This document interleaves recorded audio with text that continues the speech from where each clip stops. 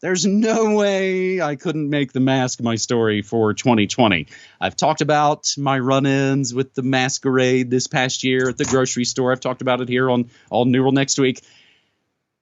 But never before, again, have not sick people been locked down. This is complete and utter madness, the most ridiculous thing I've possibly seen in my 43 years. But I think maybe what really kind of just snapped it all into focus for me these last couple of months was when I was reminded about and then did some reading on how masks have been used, masks and torture have been used throughout history.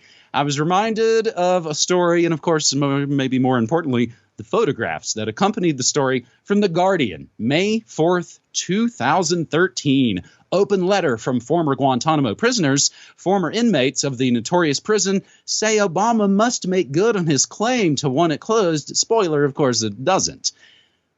But you look at these photos again, and it's been a long time since we've looked at the Gitmo kind of war of terror photos. But look at these photos again and see the so-called terrorists. They're all wearing face masks, man. They've got them all wearing face masks. Oh, why aren't the guards wearing face masks? Wouldn't they want to protect themselves from those dirty, dirty viral terrorists? No, not if it's not about safety and it is about control. So going back to 2013, 14 years of injustice, Guantanamo Bay from Amnesty International. And going along right with that, even further back in time, fighting terrorism with torture from 2003, a study from the National Institutes of Health, which talks about some of the torture techniques. There was one kind of pull quote that jumped out at me. This involved ventilation by nasal mask, with the ventilator turned off to provide transient suffocation. This essentially ties in with what is basically waterboarding. And again, look at these photos. All the dudes have masks on. None of the army men have masks on. You'd think if this were a real thing, if they were worried about some transmission, that they would have masks on. So what really then kind of brings it all together for me, James, and I was only just going over this the last couple of months on the Morning Monarchy show, is it when you're in the eye of the storm, I suppose it's sometimes hard to maybe discern exactly what's going on. Scamdemic lockdowns are just the latest use of time-tested psychological warfare techniques from the Cold War to the War of Terror.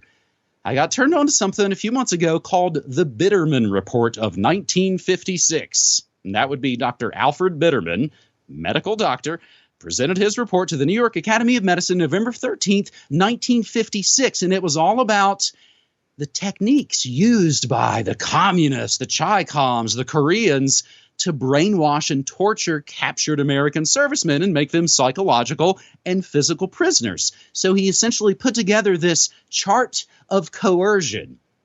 And we can run down the chart very quickly. And, of course, everything, as always, that we mentioned, always included in your show notes. Communist coercive methods for eliciting individual compliance. And they list things like isolation, monopolization of perception, induced debility and exhaustion, threats, occasional indulgences, demonstrate omnipotence, degradation, and enforcing trivial demands. So this is something essentially, again, researchers looked at in the 50s and said, oh, this is what the commies are doing.